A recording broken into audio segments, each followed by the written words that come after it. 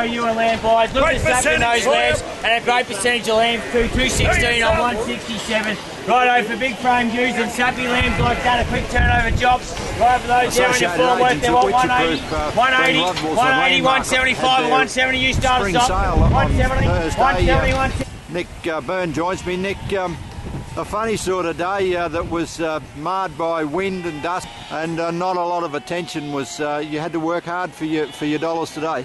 Certainly did, Murray. Yeah, no, it was a terrible day weather-wise. You couldn't paint one much worse, to be honest. But look, I think our sale was probably indicative of what's been happening at other markets in the last fortnight, in particular. The very best of the sheep met with reasonable competition, but there was a lot of sheep that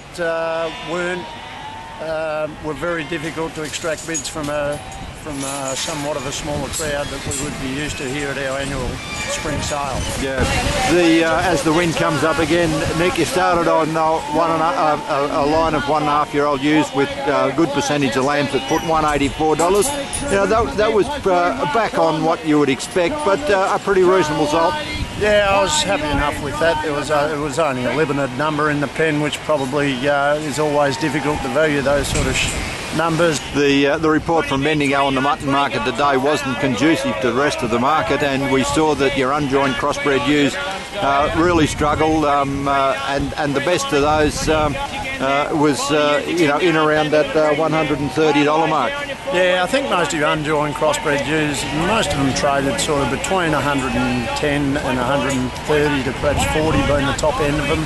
And yeah, it is again reflective of the trading price of old sheep, and I don't know, there might be a little bit of standoffish from the crossbred buyers waiting for some of the more feature lineups of crossbred ewes later on in the spring. Yeah, your breed of sheep that came from out on the lot and sold met their usual repeat buyer competition, and the best of those, the Evans, is up to 150. Yeah, they're an outstanding line of ewes, and in fact we've probably had 4 or 5 or 6 drafts of very good quality breed of sheep here this afternoon, and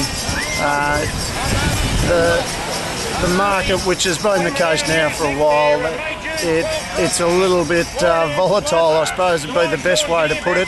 If your repeat buyers are there and in action, yeah, you get what seems to be fair and reasonable money.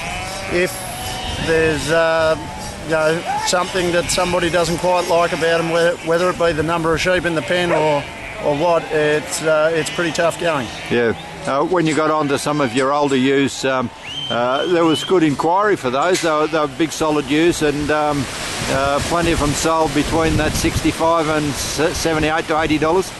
Yeah, and I think that's probably may well be a little bit reflective of where the situation in the economy, I suppose, if you like, is at the moment. People haven't got the money to be forking out $130 or $50 on big lines of sheep, and they are prepared perhaps to come back in the dollars and buy older sheep that are still going to cut them a good fleece of wool and rear a lamb for a 12-month turnaround period, because I think at this point in time money is just hard to come by. Yeah, the weather department saw good demand on 1.5 and 2.5-year-old wethers. You'd be pretty pleased with that. Yeah, very pleased with the weather market, and it was a little bit hard to work out. I thought some of the better younger Merino ewes would have met stronger demand on the back of the wool market, because that is something that's ticking along very nicely at the moment. The weathers certainly showed that. There was an outstanding draft of weathers on the account of the Evans family that made up to $79. In fact, both pens were made $79. Magnificent sheep, and they got paid accordingly for them.